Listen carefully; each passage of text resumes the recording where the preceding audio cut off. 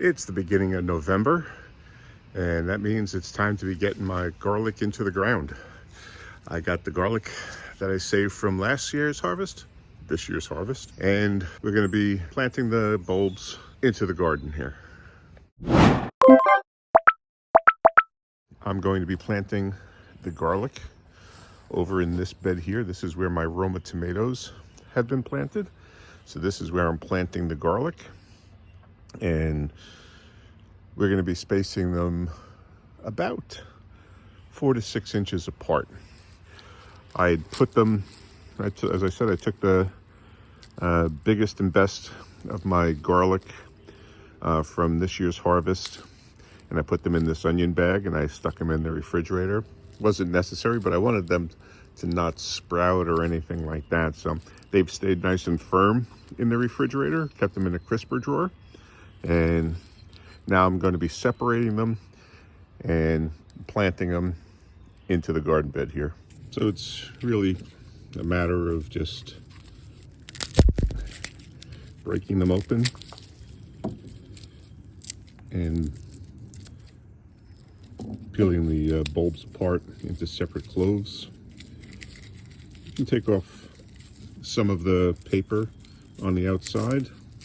Don't take too much off though, because that's protection for the bulb.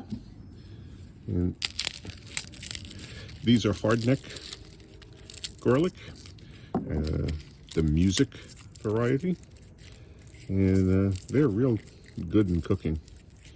We like them a lot. Oops.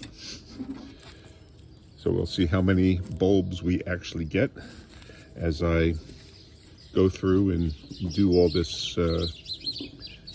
Birds are accompanying me, peeling all these bulbs.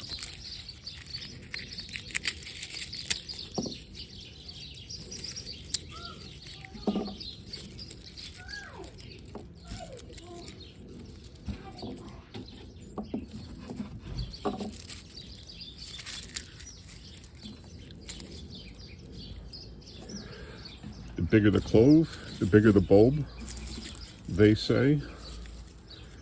So you want to try and not plant small cloves of garlic. So a nice big one like that is good. It's going to be better than, say, one like that. And you can see the difference in them. So supposedly I'll get a bigger bulb from that one than that one.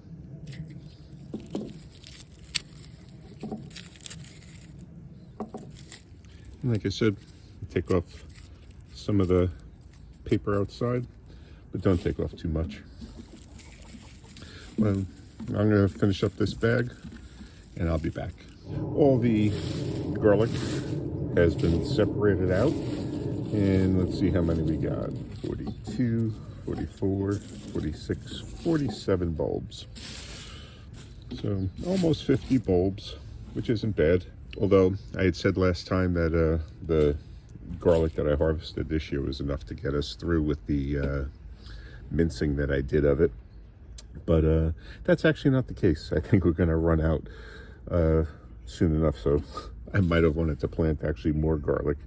So maybe next year we'll save a lot more and do what we can to build up our supply of cloves to plant each year. So let's get to planting. So I decided to plant them in this side where the sugar beets had been planted rather than the tomatoes, because they get a lot more sun on this side, and garlic likes full sun. So the first step though is bed preparation. So I'm going to rake up these leaves off the top, smooth out the soil, and then add a layer of compost to the top of the bed. Now, this is basically what I would do for every bed, for every vegetable. Doesn't matter. It just happens to be what I'm doing with the garlic right now, because I always put down a layer of compost at the end of the season and then cover the bed with a layer of chopped leaves. For this bed though, I'm going to be putting straw down on top. Doesn't matter, but I mean, you could do the chopped leaves too, but I always put straw down on top of my garlic. So I'm going to prepare the bed now.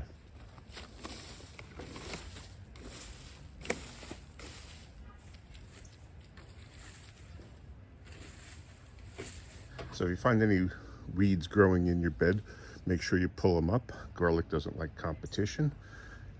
And now I'm going to just level it out a little bit.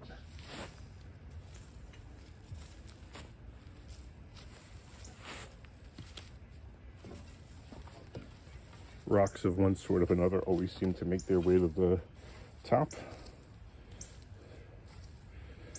And this is more just for looks than for anything. But like I said, now I'm going to add compost. This is my chicken compost. It's been aged for about 6 months to a year.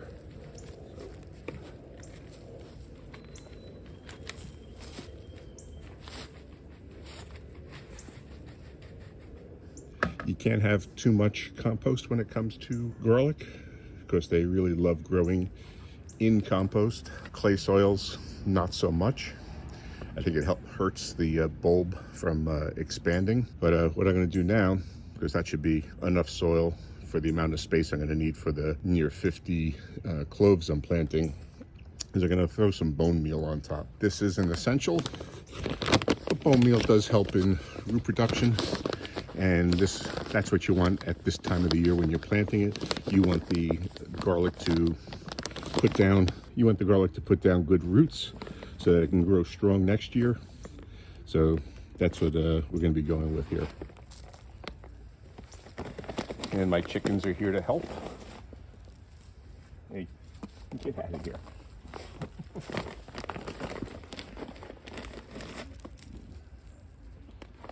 She didn't take the hint.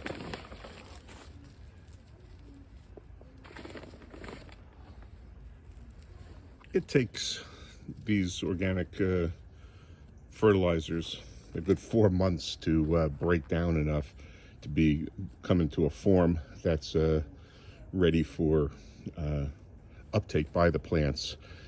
I think about 10% they say is what's immediately available, and then the other 90% breaks down over the 90 to 120 days. Yeah, right into March, thereabouts, it should be available, and the plant should start growing by then.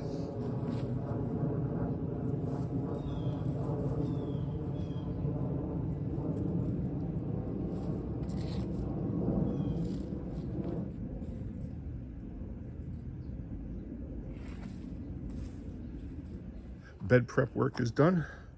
Now let's get to planting some garlic. So we're going to be planting the garlic 6 inches apart. Normally I've planted 4 inches apart, but the more I've read, I see that if you can give them more space, you can get bigger bulbs. So we're going to try that this year. I'm just going to do a 6-inch spacing instead of a 4-inch. Now this bed is 21 inches wide. So if I put down my little form where it's per square foot and so on a 6-inch spacing, you get 4 plants per square foot. So I can do this, and you want to plant them about 3 to 4 inches deep. So I've made myself a little dibbler. These are 1/4-inch markings here, and then 1-inch markings. So it's 1, 2, 3, 4. So I would be going up to about here, anywhere between here, and planting. So I'll take my marker and I'll just push it down into the dirt. And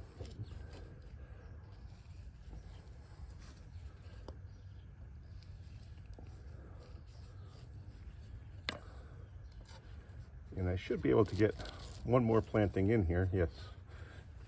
So I'm not sure if you can see that, but I can fit another row in just using the previous holes. So I can get 3 rows in.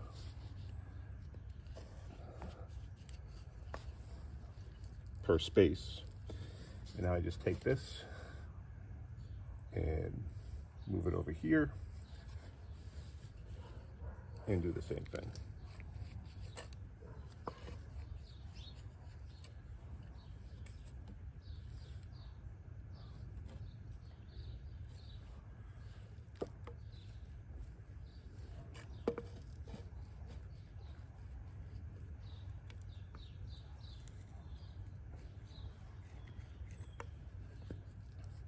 And I'm going to go and space out about 50 holes or so down the garden bed here. So all the holes have been made. We've spaced it out. It goes all the way down about halfway, plus about halfway. And so it's 3 across and about 16 rows down. That's 48. I think I said I had 47 bulbs. So now we'll plant them in each hole. So it's very simple, as everyone probably knows. Flat side down, pointy side up, because that's how it's going to grow. And if you look, it's not going to quite fit in my hole. So I'll take my dibber, push it in, and then open up the hole. And now I can drop that down in there. I mean, alternatively, you could just take a bulb. You don't have to go through all this stuff. You just take it and you push it in. Just like that. So let's take it, push it down so it's buried in there. Like I said, 3 or 4 inches. And now I'll go down the length of the row, planting all the bulbs.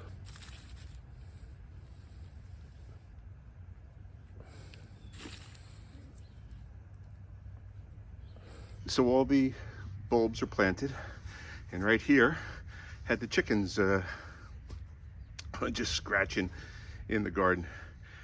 Squirrels have always been my bane, digging in here, which is why I used to cover with a chicken wire cloth, but I'm not going to do that this year. I'm going to try not to, but I got to keep the chickens out because they like digging around in the new soil. But right now what I'm going to do is cover up the holes and just lightly, using a rake, fill it in.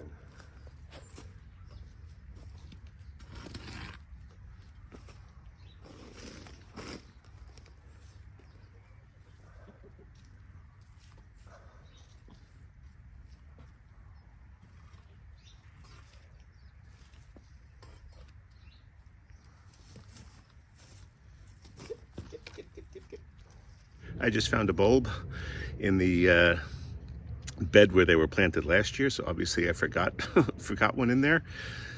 Surprised it just started sprouting now instead of last year. But I'm going to take this and I'm going to plant it in that last hole. Wish I'd found this before I covered up the holes. So I'm going to have to actually look at the video and see where that last hole was.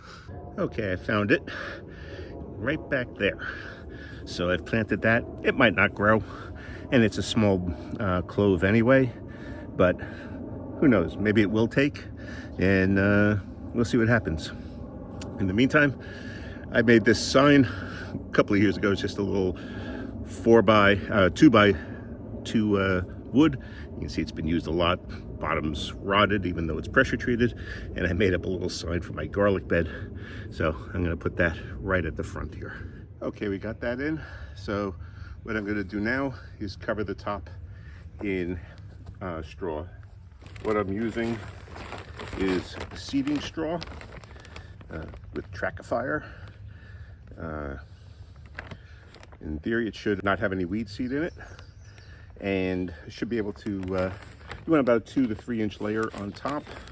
That way it'll protect the soil and protect the plants, allowing them to grow, trapping the moisture in the soil, not letting it evaporate real quick. So I'm going to spread this out now.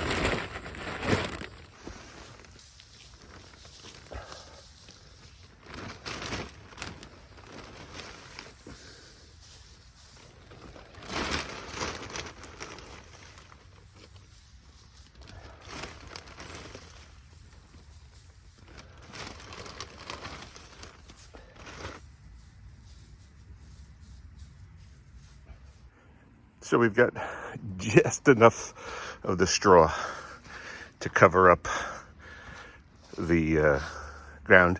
And now I'm going to water everything down. One, to water the plants, the cloves, and get them started, but also to keep the straw from blowing away. So I'm going to give this planting bed a really good soaking.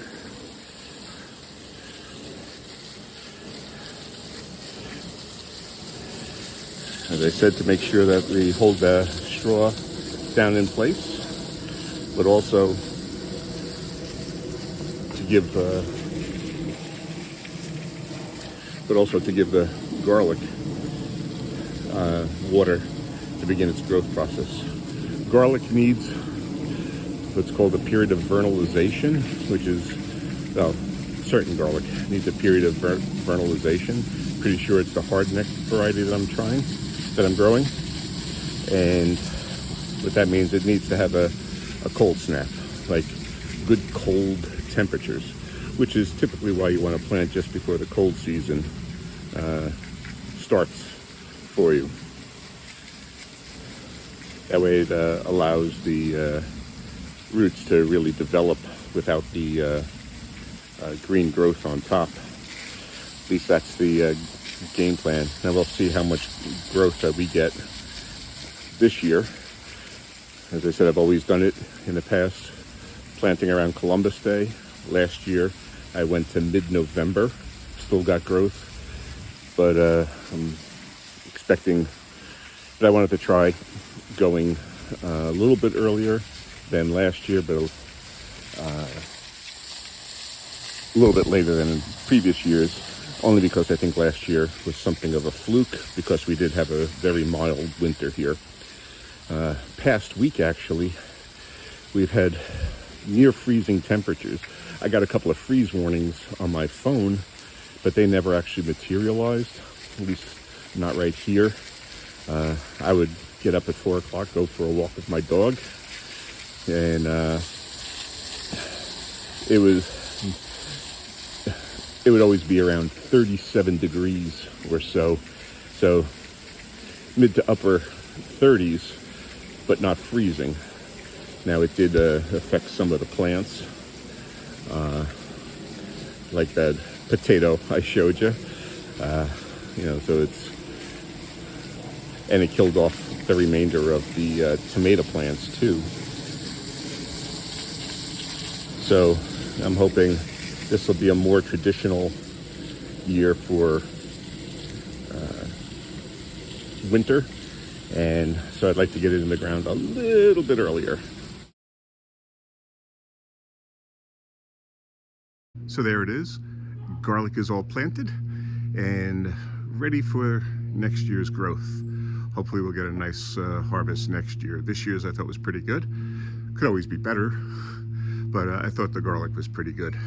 As I said, I started doing the planting now at the beginning of November, only because I think we might have a more seasonal winter this year.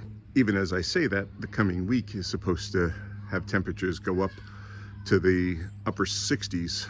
I wouldn't be surprised if it hits 70 degrees during the week, but overnight the temperatures are supposed to be the mid to upper 40s, so that's a good temperature to have these things growing. It's not going to be a killing freeze anytime soon, at least I hope not, and hopefully they'll get a good head start on the growth next year. So if you want to see what we were doing in the garden last week, check out this video right here, and then subscribe and hit that notification bell, and that way you'll be able to follow along in the progress on all of our vegetables as we try to grow a supermarket in our own backyard. Okay, thanks for watching.